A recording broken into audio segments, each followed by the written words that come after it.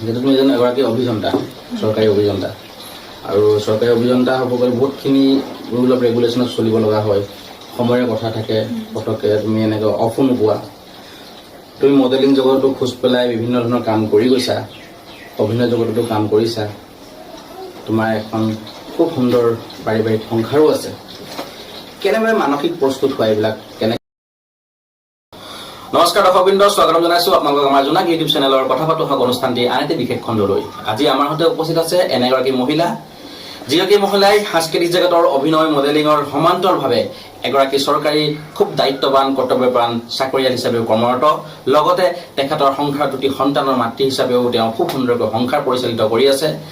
2018 বৰ্ষত কৃষ্ণমণি চুতীয়াৰ ৰাংঢালিৰ দৰে জনপ্ৰিয় ভিডিঅ' সংগীততো তেখেতে অভিনয় কৰিছে। আমি আপোনালোকক চিনাকি কৰাই দিব লৈছোঁ তিনিচুকীয়াৰ জীয়ৰী, আমাৰ সকলোৰে চিনাকি, সকলোৰে মৰমৰ, বহুবাৰ আপোনালোকে তেওঁক বিভিন্ন স্থানত বিভিন্ন ধৰণৰ ৰূপত দেখা পাইছে, দীপশিখা শইকীয়া। দীপশিখা, তোমাক স্বাগতম জনাইছোঁ আমাৰ অনুষ্ঠানলৈ। নমস্কাৰ, আমি ধন্যবাদ জনাইছোঁ মই তোমাক, লগতে জোনাক চেনেলটোক মই ধন্যবাদ জনাইছোঁ। মোক এই জোনাক চেনেলৰ জৰিয়তে সকলোৰে মাজত নিজকে নিজৰ বিষয়ে ক'বলৈ দুআষাৰ ক'বৰ কাৰণে যি সুযোগকণ দিলে, সেইটো কাৰণে মই অশেষ ধন্যবাদ জনাইছোঁ। লগতে সমূহ অসমবাসীলৈ মোৰ ফালৰ পৰা এই শুভেচ্ছা জনাইছোঁ। আচলতে আমাৰ অনুষ্ঠানটো দীপশিখা আমি কৰিলোঁ, যিহেতু তুমি যথেষ্ট ব্যস্ত এগৰাকী মহিলা আৰু বিভিন্ন অনুষ্ঠানত গৈছা তুমি, আৰু তুমি বৰ্তমান গুৱাহাটীত কৰ্মৰত। সেইখিনি আমি তোমাৰ মুখেৰে আমাৰ দৰ্শকক আমি জনাই যাম। আমাৰ অনুষ্ঠানৰ আচলতে উদ্দেশ্য হ'ল, যিহেতু আমি জানো বা বহুতে হয়তো তোমাক নাজানে এই বিষয়ে, কোনোবাই যদি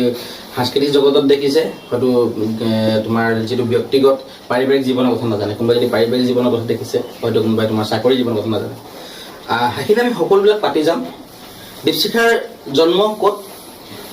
মোৰ জন্ম তিনিচুকীয়া জিলাত, কিন্তু তিনিচুকীয়া জিলাৰ বৰহাটজান নামৰ এখন ঠাই আছে, তাতে বৰহাটজানত মোৰ জন্ম। তাতে মোৰ স্কুলীয়া শিক্ষাৰ লগত তাতে মোৰ স্কুলীয়া শিক্ষা তাতে, কলেজৰ শিক্ষা তাতে? কলেজৰ শিক্ষা মই তিনিচুকীয়া কলেজত হাই ছেকেণ্ডেৰী কৰিছোঁ। তাৰপিছত মই গুৱাহাটীলৈ মুভ কৰিছোঁ। গুৱাহাটীত মই আছাম ইঞ্জিনিয়াৰিং ইনষ্টিটিউটত ইঞ্জিনিয়াৰিং কৰিলোঁ। যিহেতু তুমি খুব সুন্দৰভাৱে সকলো দিশত নিজকে মানে কাম কৰি গৈছা, সকলো গোটেইকেইটা দিশত। আমি প্ৰথমতে আমি তোমাৰ এটা কথা জানিব বিচাৰোঁ, এই সকলোখিনি কৰিব যাতে, যিহেতু তুমি এজন এগৰাকী অভিযন্তা, চৰকাৰী অভিযন্তা, আৰু চৰকাৰী অভিযন্তা হ'ব গ'লে বহুতখিনি ৰুল অফ ৰেগুলেশ্যনত চলিব লগা হয়, সময়ৰ কথা থাকে, পটককৈ তুমি এনেকৈ অফো নোপোৱা। তুমি মডেলিং জগততো খোজ পেলাই বিভিন্ন ধৰণৰ কাম কৰি গৈছা, অভিনয় জগততো কাম কৰিছা,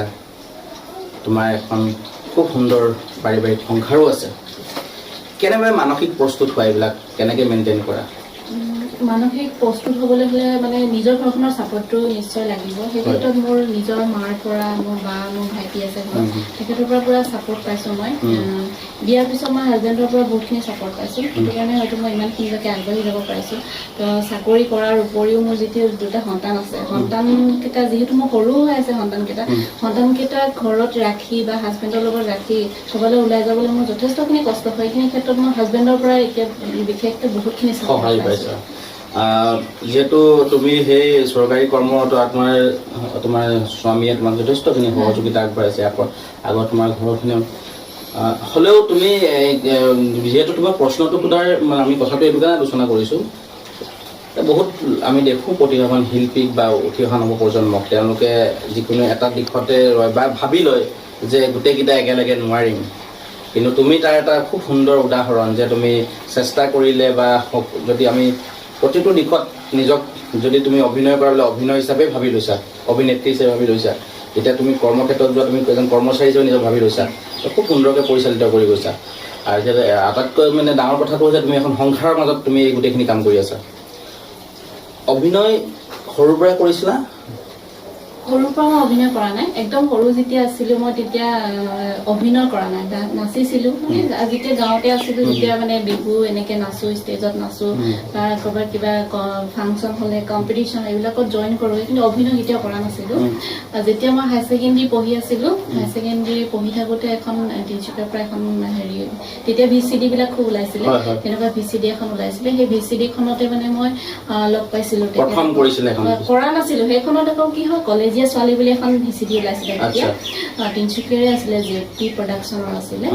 তেখেতসকলে মানে তিনিচুকীয়া কলেজখনত মানে শ্বুট কৰিবলৈ আহিছিলে তেতিয়া লাগিছিলে কলেজৰ মানে ছোৱালী এজনীৰ অকল বেক চাইডটো লাগে মানে তেতিয়া কি হয় মোক মানে ক'লে যে তুমি পাৰিবা নেকি তেতিয়া মই মানে মোৰ অকল বেক চাইডটোহে ওলাইছিলে তেতিয়া মই মোৰ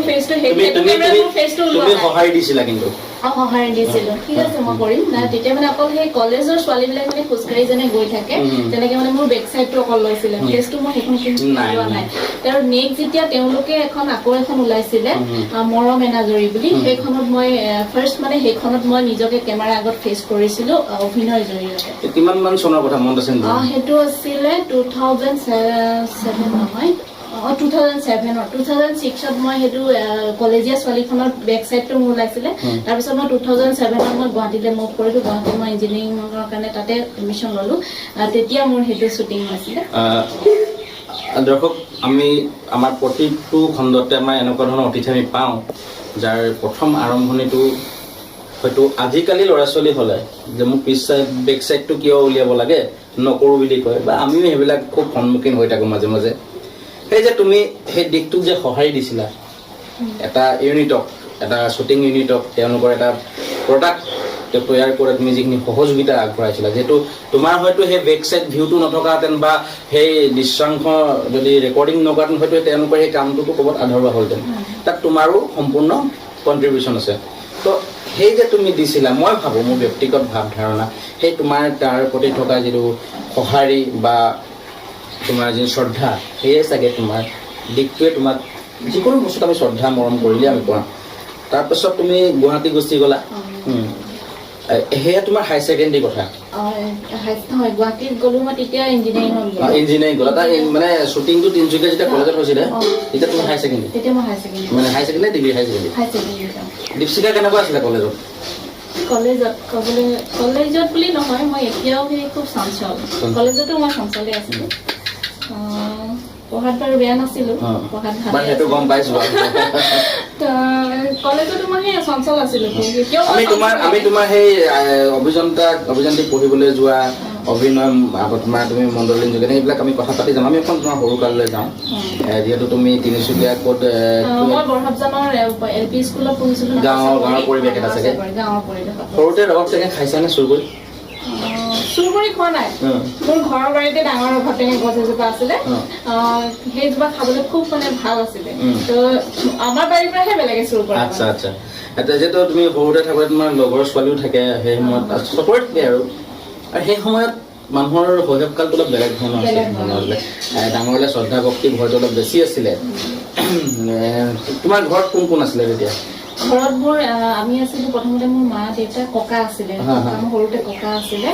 আৰু তেতিয়া মই একদম সৰুতে মোৰ জইণ্ট ফেমিলি আছিলে মোৰ খুৰা আছিলে খুৰী আছিলে আৰু খুৰাৰ ছোৱালী আছিলে মোৰ বা মোৰ ভাইটি এনেকৈ জইন আছিলোঁ পিছলৈ খুৰাহঁতে বেলেগ হৈ গ'ল সৰুতে তেনেকৈ আছিলোঁ এই যদি আজি মই তোমাক কওঁ সেই শৈশৱকালৰ তোমাৰ যিটো বান্ধৱী আছিলে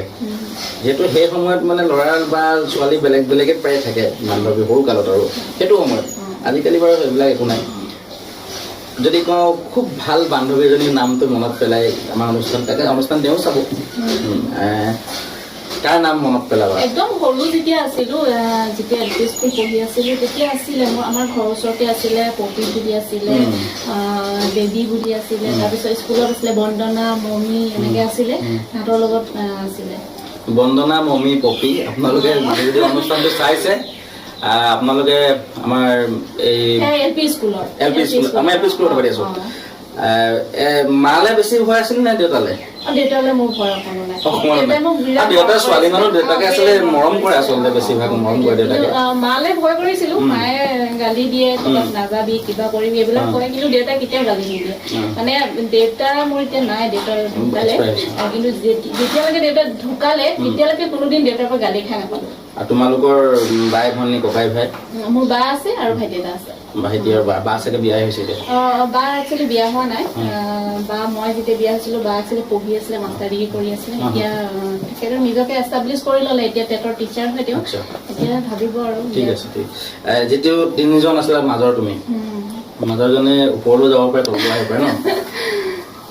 হৈছিল নে ককাই বাই মানে খুট খাট লাগি থাকে নে লাগে লাগে বহুত মাৰ লগততো বহুত লাগিছিল তেনেকুৱা কিবা মানে খুব মানে মানে তোমাৰ মনত পৰা ভিতৰত খুটখাট লগা মানে খুব ইণ্টাৰেষ্টিং খুটখাট লগা একদম যেতিয়া মই সৰু আছিলো বা তেতিয়া মোৰ মামাৰ ঘৰত আছিলে তাৰ ভাইটিটো বহুত সৰু তেতিয়া নাই কিন্তু খুৰাৰ ছোৱালী আছিলে কি হয় তেতিয়া মানে মোৰ এটা কথা মনত পৰিছে খুৰাৰ ছোৱালী মানে কি তেতিয়া মানে কি বাহিৰতে মানে তাই বহি মানে পেচাব নে কিবা কৰিছিলে আৰু দেই মই কি কৰিছিলো আগতে সৰুতে কেপেটা বাটুল এইবিলাক থাকে নহয় মই কি কৰিলো কেপেটাডাল লৈ কেনে তাই মানে গাত মই মাৰি দিলো সেইটোতো মই মানে ভবা নাই ইমান যে দুখ পাব কিবা কিন্তু বহুত জোৰে মানে লাগিছে আৰু সেইটো মনত পৰিছে মানে মোৰ এতিয়া তাৰপিছত বদমাছি বহুত কৰিছিলো তাই খুব কান্দিছে বা নহয় মোৰ ভণ্টি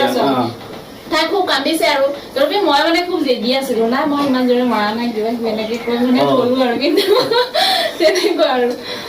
ঘৰত পিটন পৰিছিল নেকি কথাটো কাৰণে পিটন পৰা নাই গালি খাইছো গালি খাইছা পিটন খাইছা নে সৰুতে তেনেকে মানে ইমান বেছি কিন্তু আৰু মায়ে এনেই কেতিয়াবা মাৰি দিয়ে বা কিবা এনেকুৱা হয় কিন্তু তেনেকে মানে পিটন খোৱা নাই আৰু এটা বদমাছি কৰিছিলো ককাৰ লগত খুব বদমাছি কৰিছিলো আমাৰ ককাই মানে সেইবিলাক মানে বাহিৰত বেছি ঘূৰি ফুৰা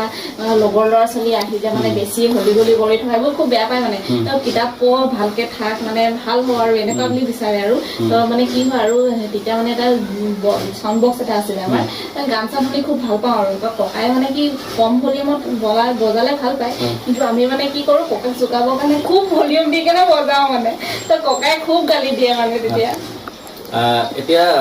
যিহেতু তোমাৰ লগত কথা পাতি আমি গম পাইছোঁ তুমি খুব মুকলি মনৰ এগৰাকী ছোৱালী